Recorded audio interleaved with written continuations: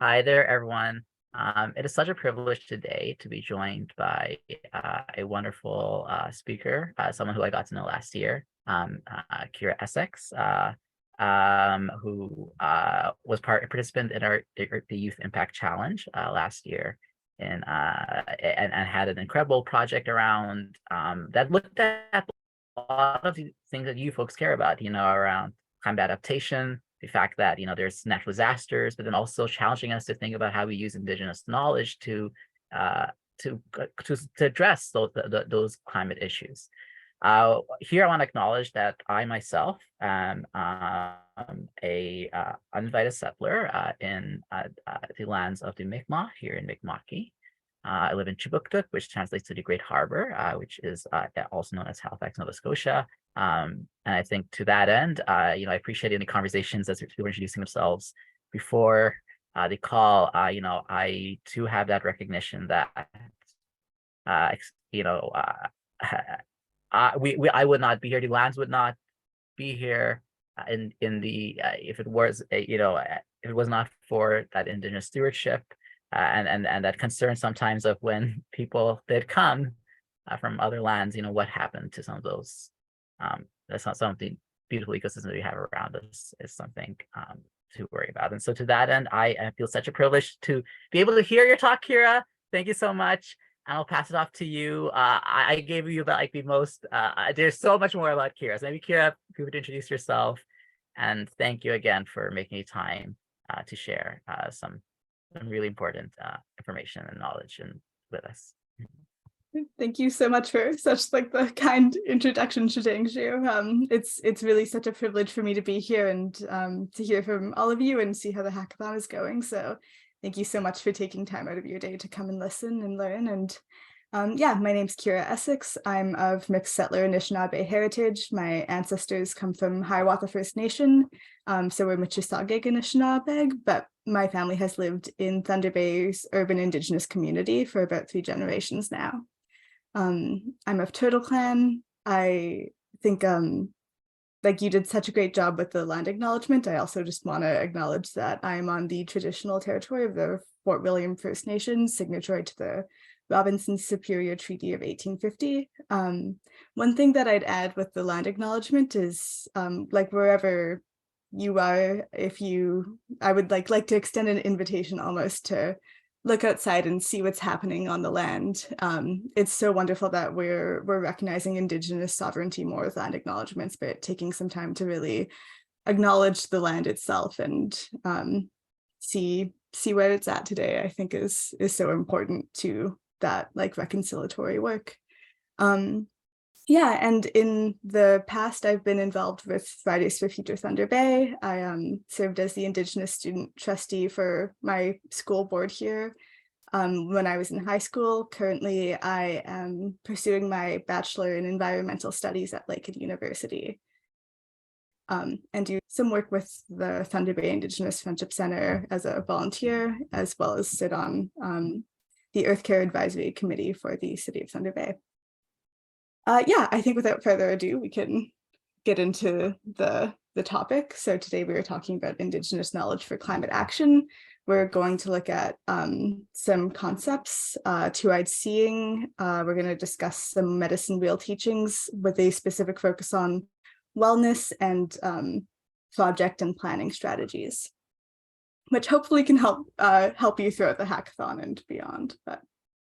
So the first thing that we're going to be talking about, and I apologize, my pronunciation is not amazing, but is Ituaptmunk, two-eyed seeing. So this is a principle that was shared by the Mi'kmaq elder Albert Marshall originally in 2004. There's a lovely quote here: "It is not enough to go through life with one perspective, rather we must embrace all the tools we have."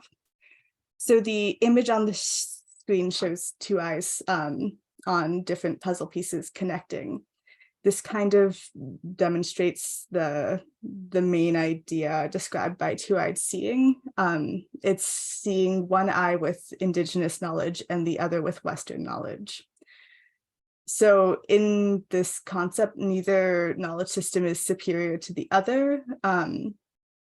And it's not about blending both systems into one. It's about using both Indigenous knowledge, especially like Indigenous ecological and scientific knowledges, with Western scientific knowledges alongside each other, and finding that middle space where both maintain their own uniqueness and complexities, and they work together to better life for everyone. It's taking the best out of both knowledge systems.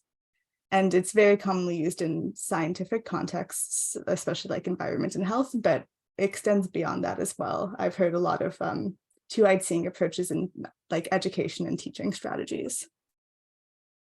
So moving on to some of the ideas and values in two-eyed seeing. This is perhaps a overwhelming diagram, but it does a really great job at demonstrating some of the differences and similarities between Indigenous knowledge systems and Western knowledge systems. The titles at the top are somewhat outdated. Usually now we would refer to it as like traditional ecological knowledge or Indigenous knowledge, Indigenous scientific knowledge. But it describes some of the main ideas or the main ways that you can use two-eyed seeing in science and planning. So some values and ideas that we'll highlight. Indigenous knowledge systems are more holistic. They look at both the physical and metaphysical, while Western knowledges look more at the physical alone. Indigenous knowledges are more cyclical, so we work in circles and cycles, whereas Western knowledge tends to be more linear. Indigenous knowledges puts more of an emphasis on qualitative data, whereas Western puts more of an emphasis on quantitative. Indigenous knowledge is taught more through storytelling, whereas Western knowledge is taught more through lecturing. But with all of the differences, there are also a lot of areas where they overlap. So I think the main one that I like to pull out is that both of these knowledge systems are fluid. So neither of them were meant to be static or stay the same. They weren't created and then that was the way that they were forever. They were meant to change and develop over time. And I think that sometimes there are areas where we forget that with both of them, that we're, always making new scientific developments from the Western knowledge side, but we're also always growing and evolving and changing with our Indigenous traditional knowledges as well.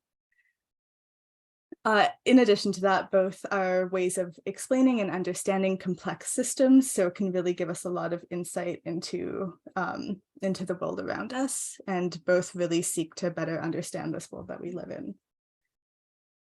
There are also some cross-cultural connections that I wanted to make of ideas that aren't two-eyed seeing, but that come from other Indigenous communities around the world that are similar in different ways.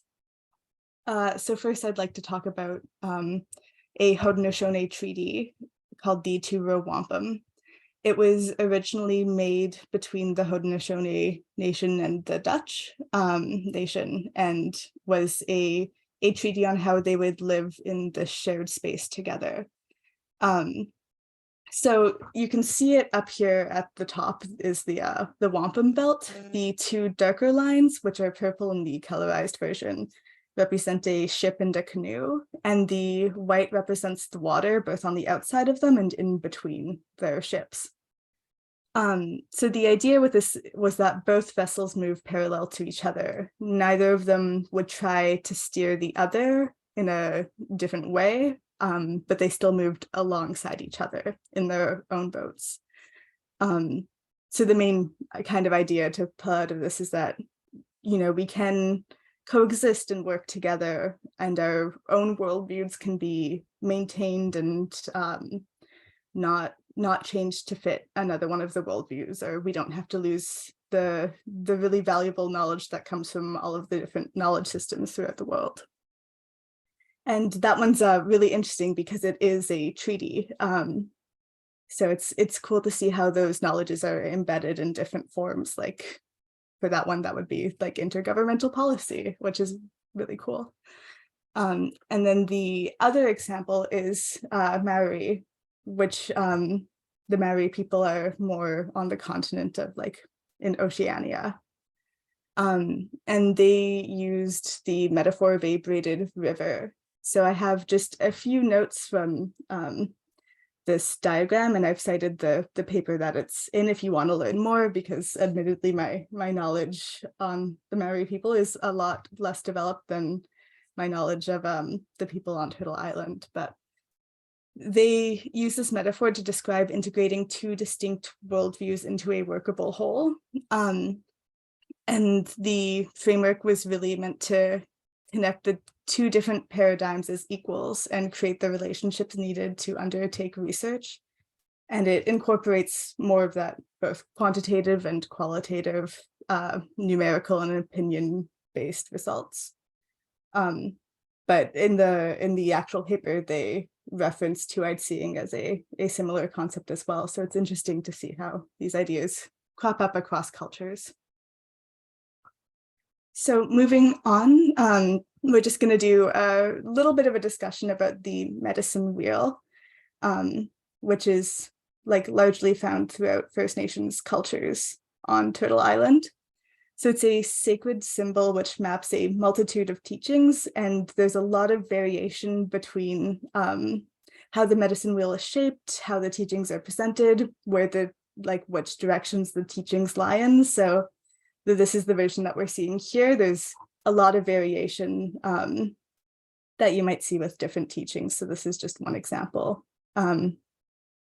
Yeah, like sometimes red and black are flipped in their location, or sometimes there's blue on the medicine wheel instead of black. So these are some of the teachings that come with it. You have the directions, northeast, south, and west, the elements, the seasons, times of day, the different generations or ages, which is a really valuable teaching if you're looking at intergenerational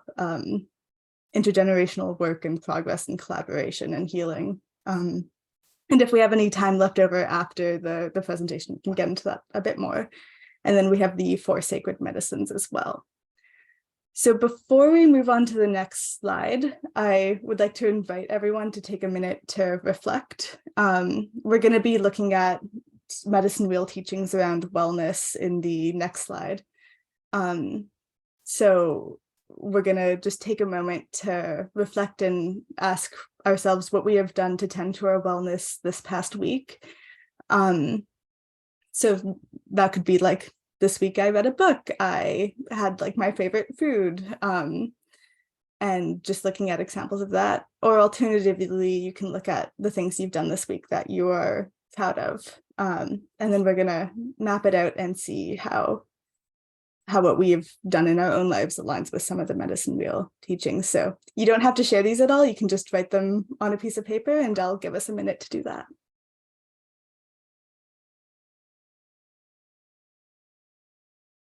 And please, if you have any questions, feel free to ask.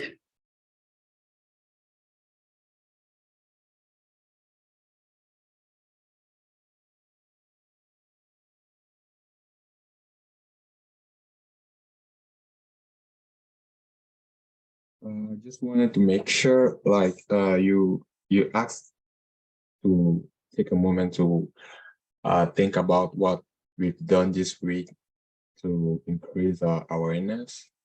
Is it correct? Yeah, you can talk about what you've done to increase your wellness, or you can just talk about some things you've done this week that you're proud of. If you'd rather take that approach, both will work for the discussion. Okay, thank you. I appreciate it.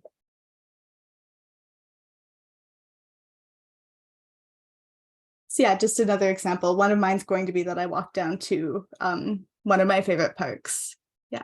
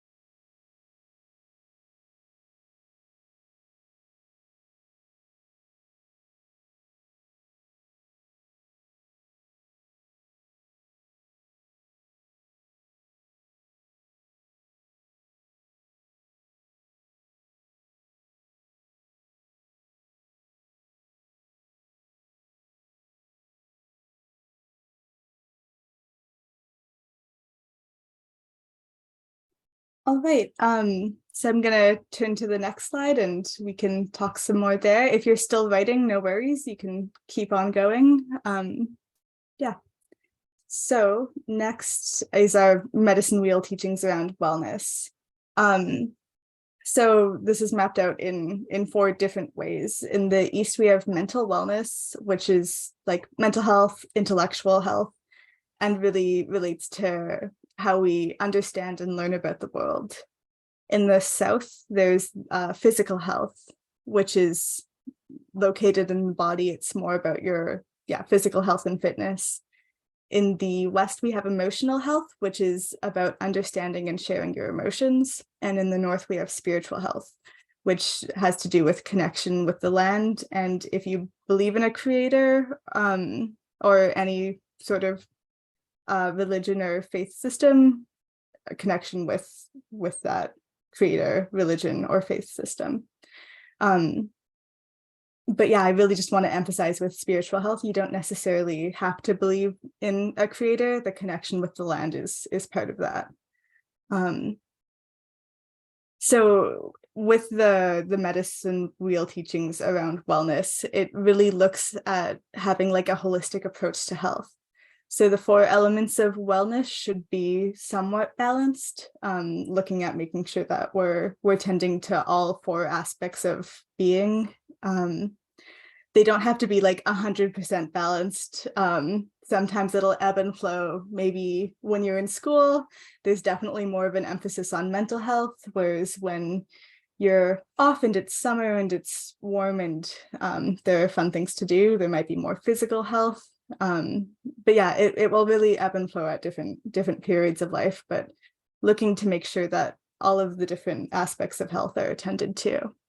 And in Western society specifically, there's a bit of an overemphasis on mental and physical health, and emotional and spiritual health are often overlooked or undercared for or undervalued. Even we're kind of told that they're less important, but making sure that all aspects of your being are taken care of is really really vital to wellness and happiness. And one thing that I'd bring out with this, especially organizing in environmental and climate change related fields, burnout is very real. It's a heavy topic. They can be difficult things to talk about, and if your wellness isn't tended to, if you don't have that time to make sure that you're well, it definitely increases the risk of burnout. So finding small things that you can do to help care for yourself are really important. And while I was in Ngozi, which is known as Peterborough in Ontario, for school for about 1.5 years, and one of my teachers there, Barbara Wall, gave us some medicine wheel teachings. And one thing that really stuck that she said was that your first responsibility is to yourself. So your first obligation is to care for yourself and your wellness and make sure you're balanced, because you won't have the capacity to support others or fulfill your other obligations or to do the really good work that you're all doing if you don't have that background to sustain you, if you don't have the balance to help you work through things. So yeah, finding what you can to make sure that you are cared for is so important. And here, with the examples that you wrote down, you can kind of see where you're at right now from just this past week of how balanced you are. So what of the things that you wrote down relate to mental health, to physical health, to emotional health, and to spiritual health? And there often is a lot of crossover in these things, so that can be acknowledged too. So I wrote down 4 examples of things that I did, which involved walking down to like one of my favorite parks. I read a book. I went to some butterfly teachings that were hosted by the Friendship Center locally, and I called a close friend. So reading a book was great for my mental health. I got to learn a lot. Going to butterfly teachings was really good for the spiritual health, but also emotional, because I got to spend some time in community. Calling a close friend was good for my emotional health, but we also talked about things that were really supportive of my learning and understanding the world. So it helped mental in that way as well. And then walking to the park was primarily physical, but I got to connect with the land as well. So it was also spiritual. So that's a good framework if you want to have like a guiding tool for wellness and making sure that you're cared for. And then moving on to the last part, still on the medicine wheel teaching vein of things. This is a approach, or like a medicine wheel approach to project planning or strategic planning, and can be really helpful for planning out some of the things that you're doing within the hackathon, as well as beyond that. So this strategy was shared to me through a Friendship Center employee. And that person learned it initially from a training held by the Ontario Federation of Indigenous Friendship Centers. However, after doing some research, I found links to a Cree elder named Michael Thrasher, just to cite where the knowledge came from. So it's outlined in 4 steps. We start in the East with awareness, which is seeing what your topic or what the problem is, and that's where you do your research and familiarization. In the South, there's understanding, which is all about relationships and collaborations. In the West is knowledge, which is about analysis and integration. And then the North is wisdom, which is implementation and reflection. So in the awareness section, I thought that we could kind of start talking about it in the hackathon terms. So one of your topics has to do with adaptation, biodiversity, capacity, or technology, if I am correct. And you can kind of use that as the foundation for your step 1 in the East over here about research and familiarization.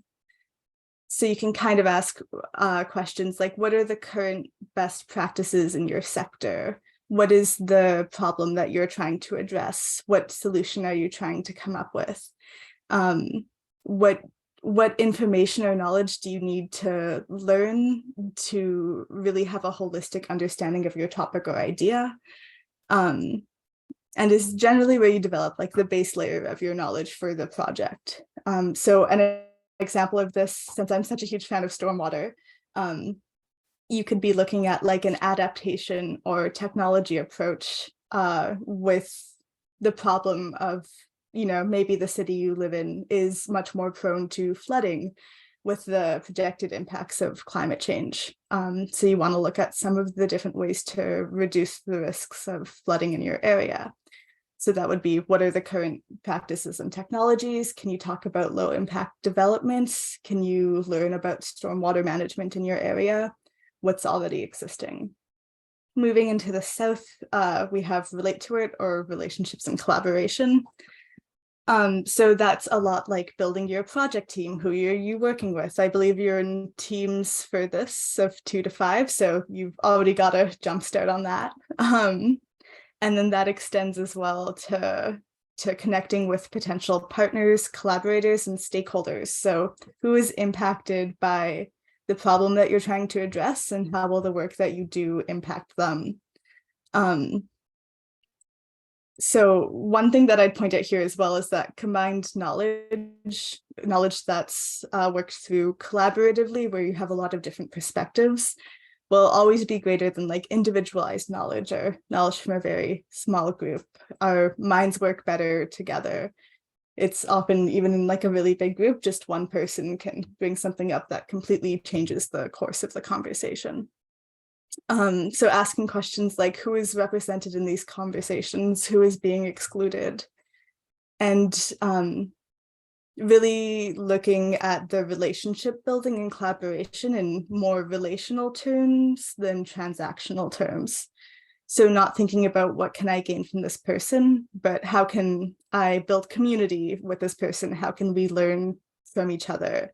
How can we create the best possible outcomes for everyone? And how will we maintain and tend to this relationship? Or if it isn't an ongoing relationship, how will we honor and appreciate this knowledge and information that they've given us, and really make sure that whatever our project ends up being, it serves their demographic as well.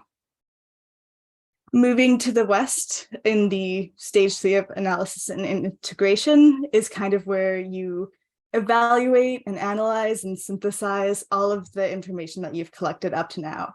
So looking at your research phase and looking at the knowledge that you've learned through your relationships and your collaborations, and drawing out some of the emerging themes, figuring out what shape the ideas need to take. So going back to the stormwater example, did you talk to people that maybe brought up the financial impact of flooding events? Is like the economic perspective something to take into account? Does it mean that any of the landscape will be altered? What does that mean for biodiversity? What does that mean for equity of people who have their homes destroyed, but maybe don't have the resources or funds to fix it as easily as those in higher income brackets? So looking and pulling out the themes and thinking about what needs to be done with all of that information gathered. And from there, figuring out what the best path forward is. So this is really where you solidify your plan. And in the north, we have wisdom, which is where you implement and reflect on your plan. Oh, sorry, I see that there's a chat. Okay, perfect. Thank you. And yeah, this is where we kind of look at assessing impact. So what was the impact of your project? What were the successes? What were some of the rooms for improvement, rooms for change, things that maybe were a success, but you want to build on to do more with next time? And then since this is a medicine wheel and it is a circle and moves in a cyclical structure, once you finish the wisdom or stage 4, it can immediately repeat again so that you can build up more and more. So yeah, reflecting on the outcomes from the stage 4, and then moving into what are the new best practices, what are things that you need to research based off of your reflections, maybe looking at having more in-depth research as well. What new technologies have there been since you did your initial planning stage? And then it goes all the way back around. Maybe you reconnect with some of the old relationships and collaborations that you are maintaining. Maybe you make new relationships, looking at, who maybe wasn't represented in the conversation the first time around, or maybe there's an emerging need that has come because of the change of your project, and now there's a new stakeholder you need to consider. And the cycle can repeat like that. So that is the end of that part of the presentation. I'd be happy to answer any questions. I also have some discussion questions if anybody wants to have a conversation. These are just prompts. We could talk about anything other than that too.